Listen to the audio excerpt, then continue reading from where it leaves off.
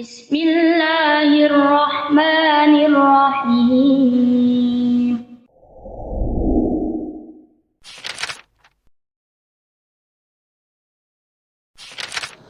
Bismillahirrahmanirrahim. Assalamualaikum warahmatullahi wabarakatuh. Innal hamdalillah nahmaduhu wa nasta'inuhu wa nastaghfiruh wa na'udzu billahi min syururi anfusina wa min sayyiati a'malina. May yahdihillahu fala mudilla lahu wa may yudlil fala hadiya lahu. Asyhadu an la ilaha illallah wahdahu la syarika lah wa asyhadu anna Muhammadan abduhu wa rasuluhu la nabiyya wa la rasula ba'dah. Allahumma fassalli wa sallim wa karrim ala hadzal nabiyil karim nabiyyina maulana wa qurrati a'yunina Muhammadin sallallahu alaihi wasallam wa ala alihi wa azwajihi wa dzurriyyatihi wa ahli baitihi wa man tabi'ahum bi ihsanin ila yaumid din. Amma ba'd. Fa'al hadirun usikum wa iyaya bitaqwallah wa ta'atihi la'allakum tuflihun. Allahumma la sahla illa ma ja'altahu sahla wa anta taj'al hazna idza syi'ta sahla. Amma ba'd. Ma'asyiral muslimin rahimakumullah, Bapak Ibu jamaah pengajian Masjid Al-Basit rahimakumullah. Berbahagia hari ini Allah mempertemukan kita kembali di dalam kesempatan kita untuk ngaji bareng kembali. Semoga kehadiran kita menjadi bagian dari amal soleh di sisi Allah Subhanahu wa taala. Bapak Ibu rahimakumullah, kita mungkin mengenal sedekah itu mungkin sudah jauh-jauh hari yang lalu ya. Sedekah itu adalah sebuah bagian dari ibadah ya, di mana kita menyampaikan harta maupun non harta kita kepada orang lain dengan berharap pahala dari Allah Subhanahu wa taala. Kita mungkin sudah mengenal itu sejak lama. Namun masalahnya kemudian ada yang mengambil kesimpulan bahwasanya sedekah, sedekah, infak itu sunnah-sunnah saja. Bisa iya, bisa tidak. Jadi bisa dilakukan, bisa tidak. Padahal indikasi-indikasi di dalam Al-Quran sesungguhnya mengarahkan wajibnya sedekah. Masalahnya hanya seberapa besar yang kita sedekahkan saja, itu masalahnya. Tapi perintahnya adalah mengindikasikan wajib. Demikian juga dalam hadis Nabi, setidaknya yang akan kita bahas nanti adalah pada surat pada kitab Arba'in Nawawi di hadis yang ke-26. Maka sambil tema kewajiban sedekah setiap hari. Bapak Ibu rahimakumullah, ini hadisnya Al-Haditsus Sadisul Al-Ashrun, hadis yang ke-26. An Abi Hurairah radhiyallahu an, dari Abu Hurairah radhiyallahu an, qala Rasulullah sallallahu alaihi wasallam, telah bersabda baginda Rasulullah Muhammad sallallahu alaihi wasallam, kullu sulama minan nas alaihi sedekah. Setiap sulama ini maknanya adalah tulang atau ruas-ruas tulang. Jadi ruas-ruas tulang ini namanya sulama ya. Jadi kita ini ada dalam hadis Nabi yang lain disebutkan jumlah ruas tulang kita adalah berapa? 360. Dan di sini kullu sulama minan nas alaihi sedekah. Setiap ruas tulang itu berhak untuk dikeluarkan sodakohnya. Jadi kalau kita memiliki 360 ruas tulang, maka berarti kita berkewajiban sodakoh 360 kali sodakoh dalam sehari semalam yang wajib. Namun kemudian bisa ditebus ya dengan 2 rakaat sholat duha. Itu minimal. Jadi sedekah tadi yang merupakan harta maupun non harta, maka yang non harta ini yang namanya sholat duha itu bisa menebus kewajiban atas 360 ruas badan kita. Nanti kita bahas lebih jauh insyaallah. Kulla yaumin tatla'u fihi syams, setiap hari ketika terbitnya matahari. Jadi setiap terbitnya matahari kita berkewajiban untuk sedekah atas ruas-ruas tulang kita. Ta'dilu bainal itsnaini sedekah. Kita melakukan mendamaikan di antara orang-orang yang berseteru adalah sedekah. Wa du'ainur rajula fi dabbatihi, kemudian menolong orang menaiki kendaraannya, fatahmiluhu 'alaiha, atau untuk mengangkatkan bebannya, au tarfa'u lahu 'alaiha mata'ahu sedekah. Ini juga bernilai sedekah. Wal kalimatut thayyibatu sedekah, dan kalimat-kalimat thayyibah adalah sedekah. Wa bikulli khutwatin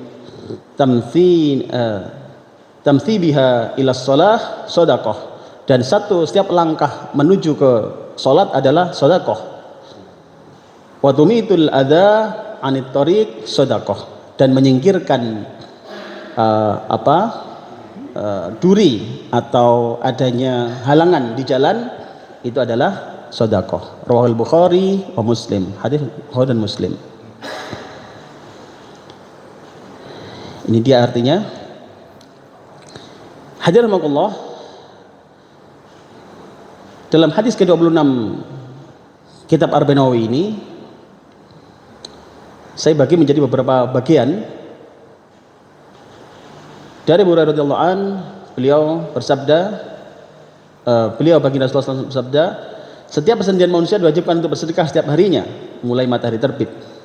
Menyelesaikan masalah antara 2 orang yang berselisih adalah sedekah. Kemudian tadi sudah kita menolong orang naik ke atas kendaraannya atau mengangkatkan barangnya adalah juga sedekah.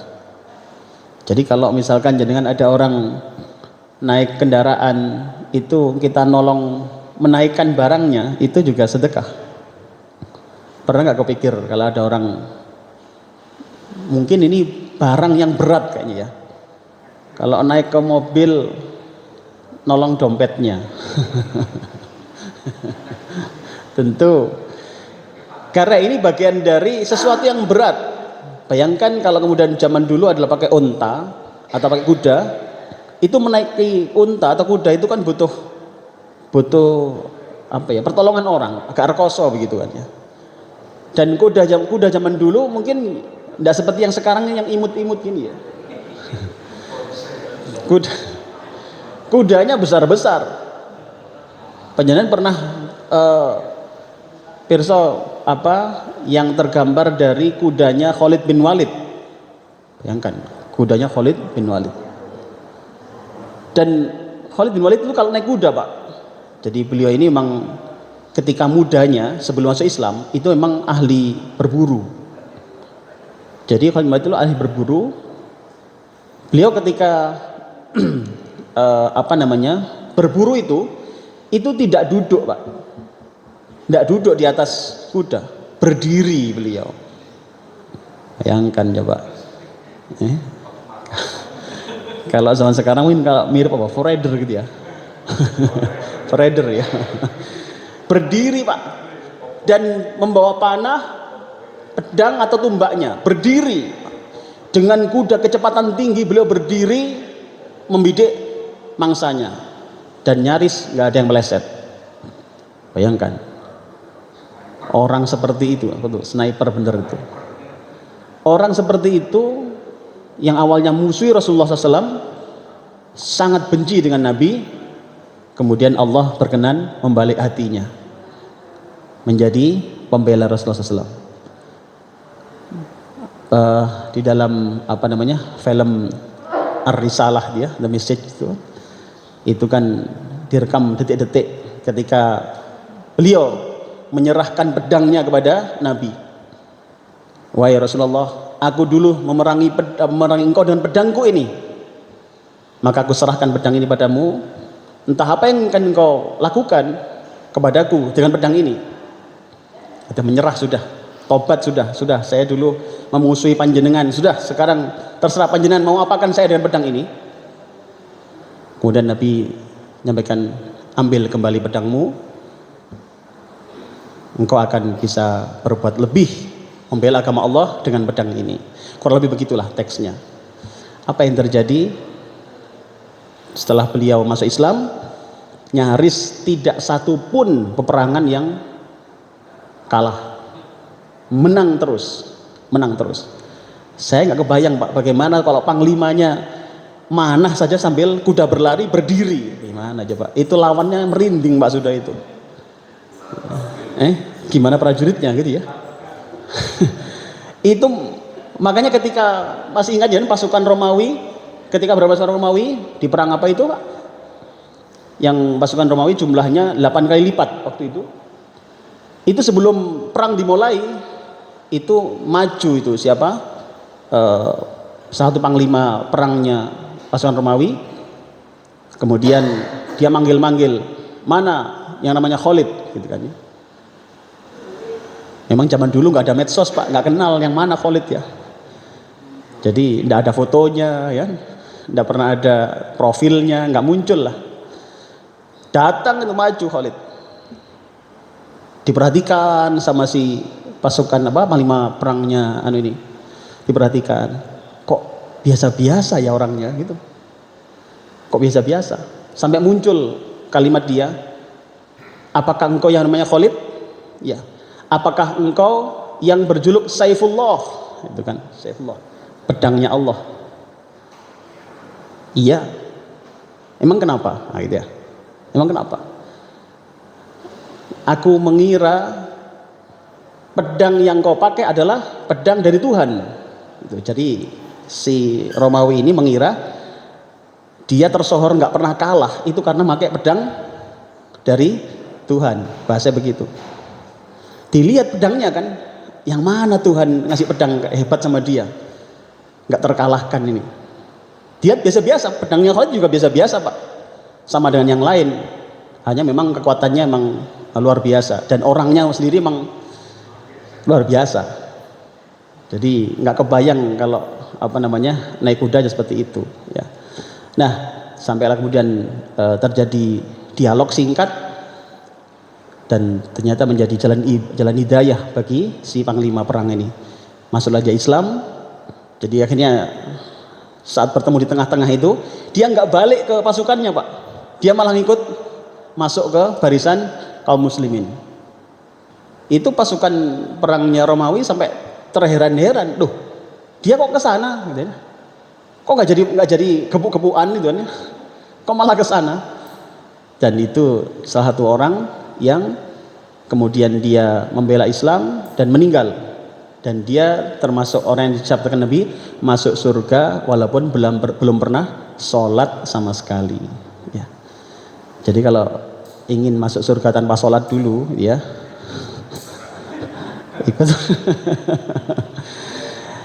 Ya, tapi luar biasa. Nah balik lagi, mengangkat, membantu ke atas kendaraan itu juga sedekah gitu ya. Berkata yang baik juga sedekah. Begitu pula setiap langkah berjalan menunaikan salat adalah sedekah, serta menyingkirkan rintangan di jalan adalah sedekah. Hadirin rahimakumullah, dalam pembahasan ini saya tengahkan tentang satu ayat dalam Al-Quran surat Al-Baqarah 195 tentang larangan membinasakan diri. Monggo Pak Sugeng, Pak Sugeng. Dan belanjakanlah harta bendamu di jalan Allah, dan janganlah kamu menjatuhkan dirimu sendiri ke dalam kebinasaan, dan berbuat baiklah, karena sesungguhnya Allah menyukai orang-orang yang berbuat baik. Nggih, matur nuwun. Allah berfirman, a'udzubillahi minasyaitonirrajim, wa anfiqu fi sabilillahi wa la tulqu biaidikum ila tahlukah. Berinfaklah di jalan Allah dan jangan jatuhkan dirimu sendiri ke dalam kebinasaan. Wahsinu, dan berbuat baiklah, innallaha yuhibbul muhsinin, Allah menyukai orang-orang berbuat baik. Hadirin rahimakumullah, kita tengok tafsirnya. Tafsir Jalalain menjelaskan seperti ini, Pak. Dan belanjakanlah di jalan Allah, artinya menaatinya seperti dalam berjihad dan lain-lainnya. Jadi yang dimaksud di sini membelanjakan harta itu adalah tentu di jalan Allah. Ingat, infak itu bisa bermakna infak fi sabilillah, bisa bermakna infak fi sabilit tauhid. Jadi ada dua, Pak. Infak itu ada dua. Infak di jalan Allah, ada infak di jalan tauhid. Kalau panjenengan misalkan mendukung perjuangan Islam, itu infak fi sabilillah, untuk pengajian, untuk fakir miskin agar mereka semakin dekat dengan masjid. Kita peduli kepada anak yatim agar mereka menjadi kader-kader Islam kelak. Ini infak fi sabilillah, termasuk perjuangan-perjuangan Islam dalam dunia politik barangkali, itu infak fi sabilillah. Jadi dukungan kita ini bisa bermakna fi sabilillah atau fi sabilit tauhid, tergantung arahnya kemana. Makanya ketika kita mendukung, ya itu hati-hati, Pak, karena bisa jadi itu fi sabilillah, bisa jadi fi sabilit tauhid. Hati-hati tuh. Mendukung aja bisa menjadi fi sabilit tauhid loh. Iya. Kalau kemudian nanti yang terpilih ternyata berbuat maksiat, zalim pada rakyatnya, ikut berdosa nggak, Pak, kira-kira? Ikut berdosa. Iya. Karena apa? Karena kita ketika mandalla ilal khair kafa'ilihi, barang siapa yang menunjukkan jalan kebaikan, dia seperti yang melakukan. Atau man sanna sunnatan hasanatan, barang siapa yang berbuat kebaikan kemudian diikuti orang, falahu ajruha wa ajrun amila biha, dia mendapatkan pahalanya dan pahala orang mengikutinya. Sebaliknya, man sanna sunnatan sayyi'atan, barang siapa yang menunjukkan jalan keburukan, dia memberi contoh apa? Keburukan. Sudah ngerti calonnya ini ahli maksiat, dia menjadi apa? Bagian apa? Cocoknya itu, Pak, cocoknya itu. Tim sukses. Maka kalau sudah jelas, jelas ahli maksiat, misalkan ya, saya nggak bicara calon lah ya, yang mana aja terserah. Pokoknya ahli maksiat itu jelas. Dan sekarang ini kan medsos nggak bisa dibohongi ya, jejak digital itu kan. Loh, sudah jelas berbuat maksiat, menghalalkan yang haram, masih juga kita menjadi promotornya atau tim suksesnya. ditiru yang lainnya, maka dosanya kalau dia berdosa itu ikut nanggung dosanya. Loh, kalau nanti habis dipilih dia tobat gimana Ustaz? Nah, itu kan urusan lain, ya kan? Tapi mungkin nggak kira-kira Pak? Angel wis, angel. Itulah Pak. Makanya kita ini kan maka memilih itu harus juga memilah ya. Maka artinya ini ketika kita diperintah berinfak itu adalah fi sabilillah, wanfiqu fi sabilillah. Dan wala tulqu biaidikum, nah kan? Wala tulqu biaidikum itu ada baknya, biaidikum, wala tulqu biaidikum. Maka di dalam kebinasaan itu, kecelakaan itu kamu sendiri penyebabnya loh. Jadi ketika kita berinfak atau miliki harta lah, itu dulu barangkali, miliki harta itu bisa masuk surga atau neraka, itu tergantung kita. Jadi maaf, masuk neraka itu bukan hanya karena meninggalkan sholat Pak, tapi salah mengelola harta itu juga di jalan neraka. Jadi makanya ini wala tulqu biaidikum ilat tahlukah. Ingat, tangan kita, action kita atas harta itu bisa menjadikan masuk ke kebinasaan kalau tidak tepat. Maka kemudian disinilah yang menjadi peringatan kita, berinfaklah di jalan Allah, jangan jatuhkan dirimu dalam kebinasaan. Hadirin rahmatullah, saya coba membahas sedikit tentang harta hadirin. Ini pembahasan sedikit tentang masalah harta. Bapak Ibu rahimakumullah, kedudukan harta itu pada asalnya harta itu tidak tercela, ya. Pada asalnya harta itu tidak tercela. Allah bahkan menyebut harta sebagai khair atau kebaikan dalam Al-Quran. Jadi harta itu dalam Al-Quran disebut sebagai al-khair, kebaikan. Artinya harta itu sebenarnya tidak bukan sesuatu yang tercela. Tiang sogih niku angsal, ngoten lho. Angsal. Bahkan harus kaya. Jadi apa tiang Islam niku kudu sing gak duwe, kudu sing ketok nelongso ngoten. Mboten. Justru ini kebaikan, Allah menyebut kebaikan. Ya, dengan kalimat khair. Ini artinya adalah harta itu sesuatu yang baik sebenarnya itu. Yang bikin nggak baik itu adalah orangnya. Duitnya ngoten mboten apa-apa, Pak. Sing gare keliru lah. Wonge. Coki ini sing bermasalah. Nah, Allah dawuh combe. Tim sukses. Allah dawuh gini hadirin. Monggo Pak Sun baca.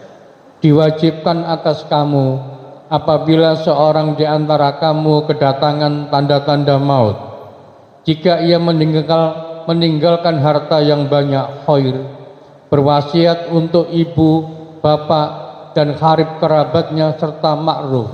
Ini adalah kewajiban atas orang-orang yang bertakwa. Matur nuwun. Al-Baqarah ayat 180. Hadirin rahimakumullah.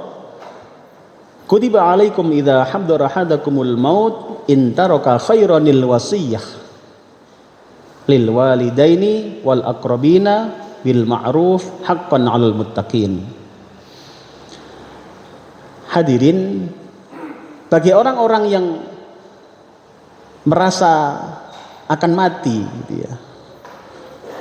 Merasa akan mati. Sedangkan dia punya banyak harta, maka semestinya diwasiatkan, berwasiat atas hartanya ini. Hadirin, pembahasan kita adalah tentang teks khair tadi. Tetapi sedikit kita tambahkan, harta itu ketika kita milikinya dan kita mau mati, memang susah kalau bicara kita mau mati itu. kapan gitu kan. Loro wis nemen gitu ya, wis krasa wis ketokane wis gak mungkin waras ini ya. Maka semestinya berwasiat. Kenapa? Karena sesungguhnya harta itu akan berpotensi menjadi masalah. Enten yang gegeran gara-gara warisan. Loh, hanya gara-gara beda semeter tanah misalkan. Loh, dadi sak meter dadi kok sak meter, setengah meter iso gegeran adane. Niki sok gak sapa-sapaan mbek adikne gara-gara sak meter iku. Mboten enten teng mriki nggih. Mboten enten. Mboten enten sing ngaku. Mboten sing ngaku. Jadi berpotensi. Makanya begini nih, bukan berarti terus wis nek ngoten gak usah ninggal donya. Oh enggak, tetap. Ingat contohnya sahabat Nabi ketika sakit parah, kemudian beliau nyampaikan waktu itu pas dijenguk Nabi, ya Rasulullah, saya ini punya banyak harta, anak saya cuma satu perempuan, saya ingin menyedekahkan harta saya ini sebanyak-banyaknya, pin sing akeh, gak urung sing ditinggal namung setunggal, anak wedok pisan. Kan gambarannya kan toh dia nanti akan ikut suaminya gitu kan. Apa jawab Rasul? Jangan, tetap berikan dia tinggalan yang baik. Terus kemudian dia nyampaikan, ya Rasul, kalau aku sodakokan 2/3 bagaimana? 2/3, bayangkan. Ingat warisnya anak itu setengah. Jadi kalau ada perempuan satu Pak, itu warisnya adalah setengah. Kalau warisnya ada 2 anak, maka itu 2/3.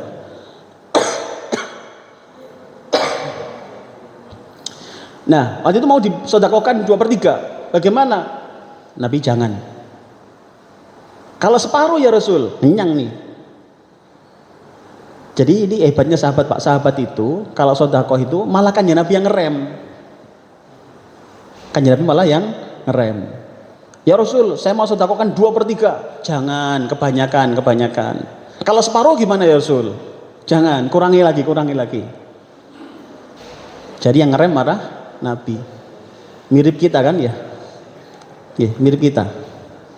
Kalau kita malah yang ngurak-urak. Kita yang ngerem. Jangan banyak-banyak lah.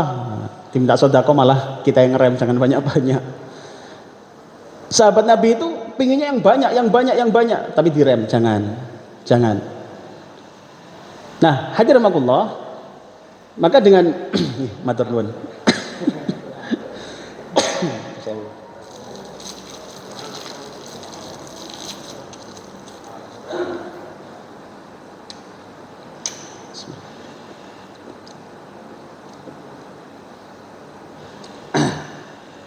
Alhamdulillah. Jazakallah khair. Jadi kemudian akhirnya disedekahkan 1/3, yang kemudian yang lainnya diberikan pada putranya. Allah alam ya. Artinya kemudian di sinilah ketika kita memiliki harta banyak, maka ayat ini mengingatkan tentang berwasiat. Insyaallah kapan-kapan dibahas di tema yang lain insyaallah ini masalah ini. Hadirin rahimakumullah, Allah juga menyebut bahwa harta adalah Allah jadikan sebagai qiyam atau sesuatu yang menopang kehidupan manusia. Jadi tadi harta itu sebagai khair, kebaikan.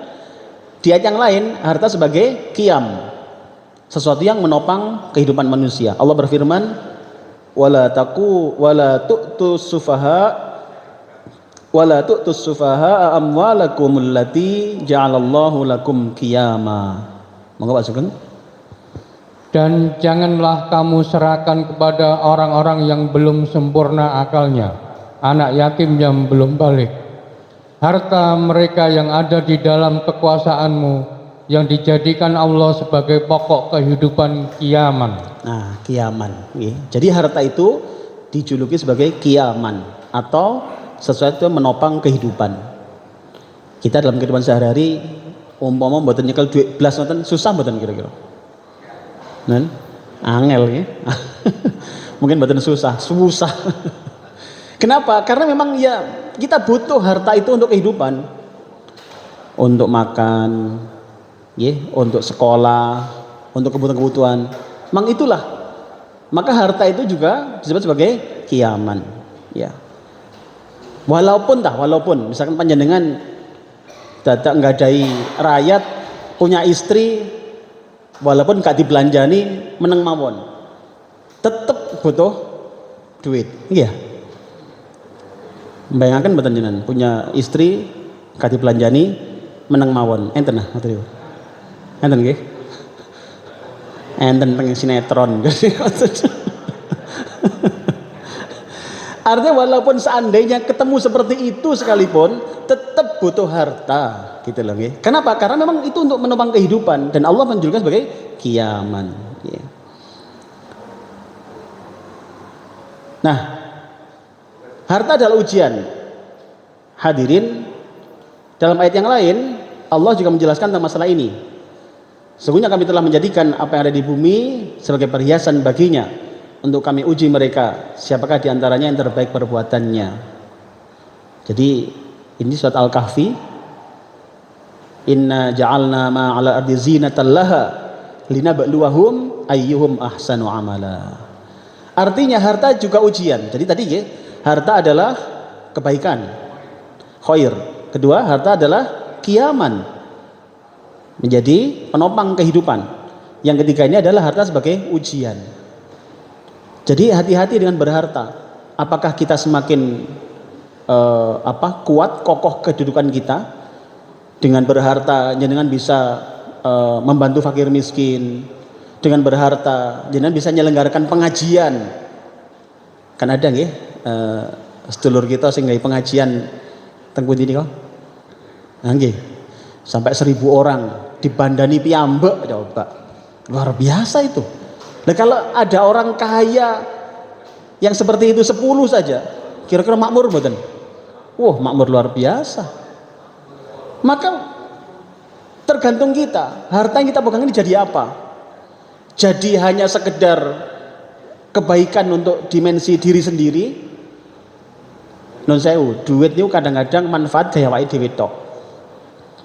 Tapi mboten damel liyane. Grade pertama itu manfaat untuk dirinya.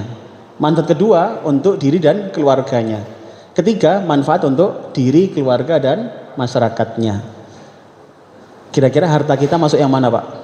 Diri sendiri, manfaat damel keluarga, atau manfaat damel tiang lintu? Pasti kada sing aku kan? Okay. Maka kita ukur sendiri. Kenapa? Ternyata kalau ini semakin manfaat, semakin besar pahalanya pasti. Makanya kalau ibadah-ibadah Pak, ibadah-ibadah yang dampaknya itu dampak sosial, itu pahalanya mesti besar-besar. Contoh korban ini, korban besok lusa nih Pak. Korban ini dimensi apa? Sosial kan? Dan pirsa pahalanya korban. Apa itu pahalanya korban? Di antaranya adalah fadilah korban itu sebanyak bulu-bulu dari hewan korbannya. Jadi dia akan datang juga di akhirat menjadi saksi kebaikan kita. Rasulullah menyebutkan kan sak kuku-kukunya, tanduknya, bulunya datang menjadi saksi kebaikan kita.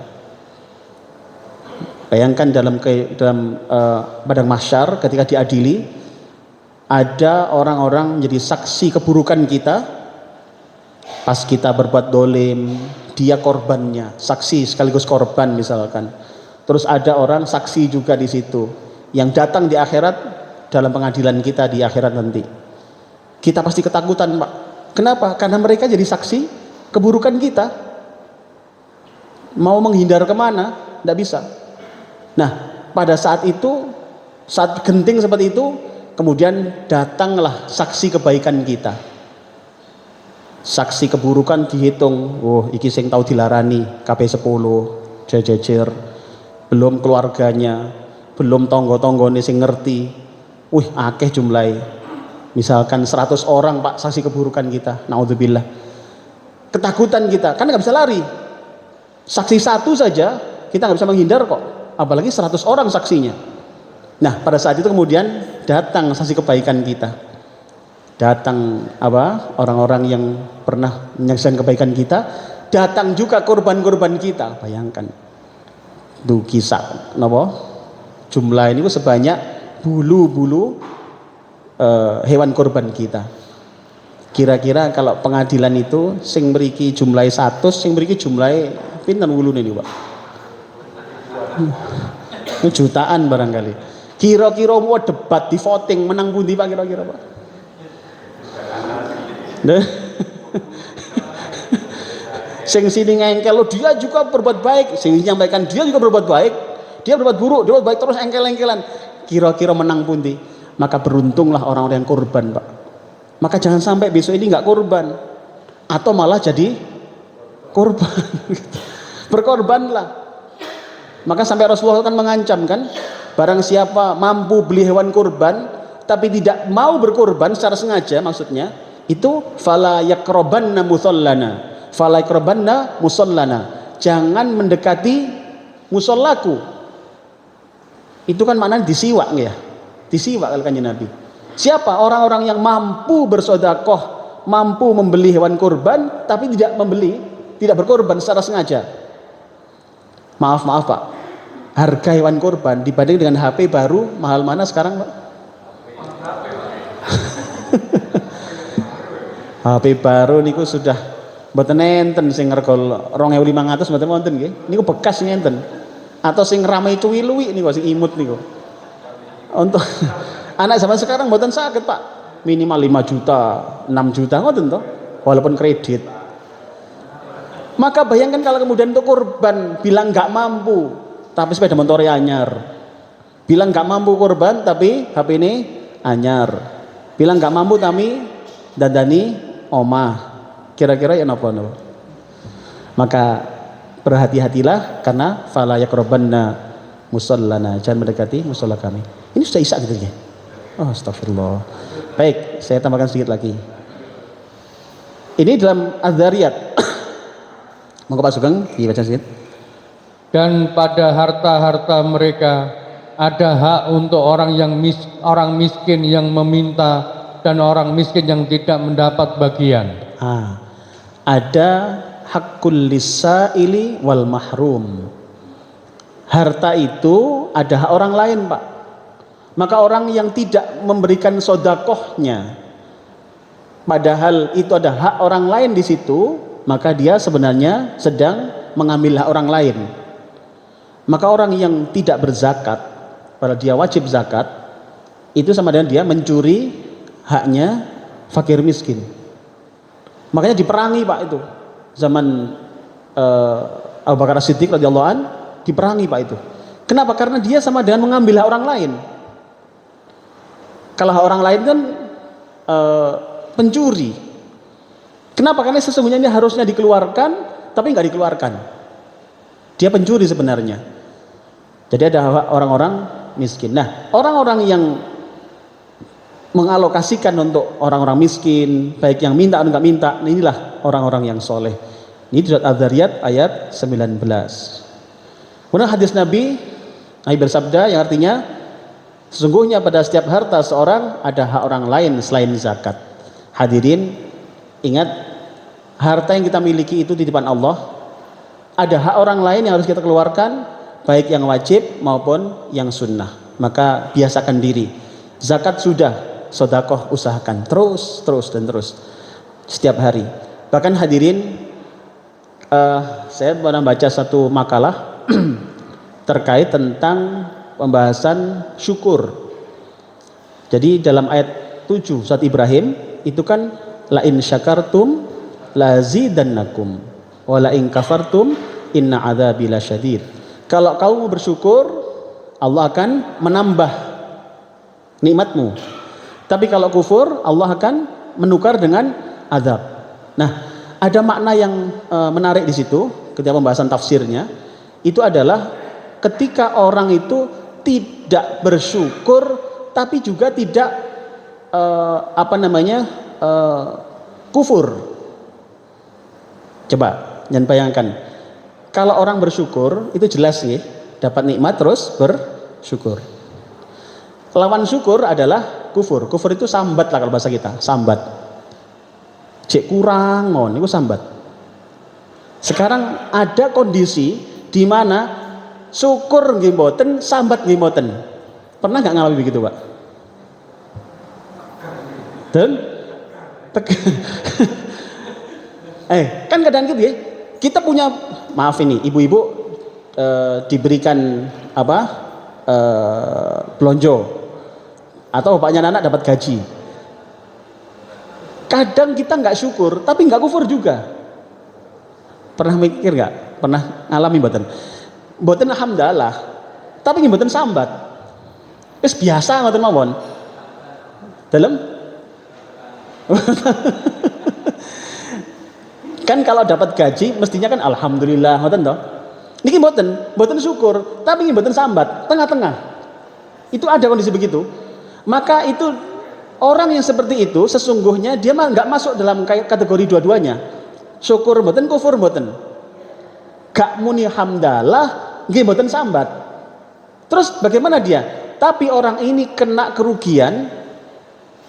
Kenapa? Karena setiap dia tidak mengucapkan hamdalah, nikmat itu menjadi fungsinya menjadi berkurang. Mungkin kapan-kapan kita perjelas lagi nggih. Jadi ngeten. Contoh badan tadi 360 ruas. Kalau kita sehari itu mboten syukur nggih mboten sambat.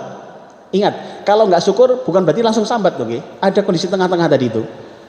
Mboten sambat tapi nggih mboten syukur, maka itu minimal fungsi dari badan kita ini akan menurun. Fungsi badan akan menurun.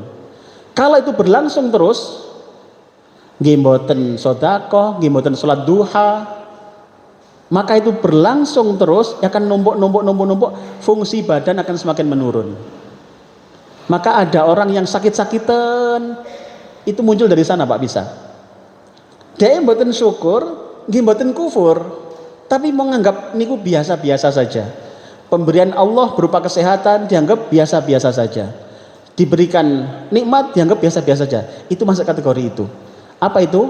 Fungsi dari nikmat itu menurun. Maka hati-hati buat bapak-bapak sekalian, kalau gajian agi-agi muni hamdalah, alhamdulillahirabbil alamin. Walaupun tah potongannya kuatah Pak.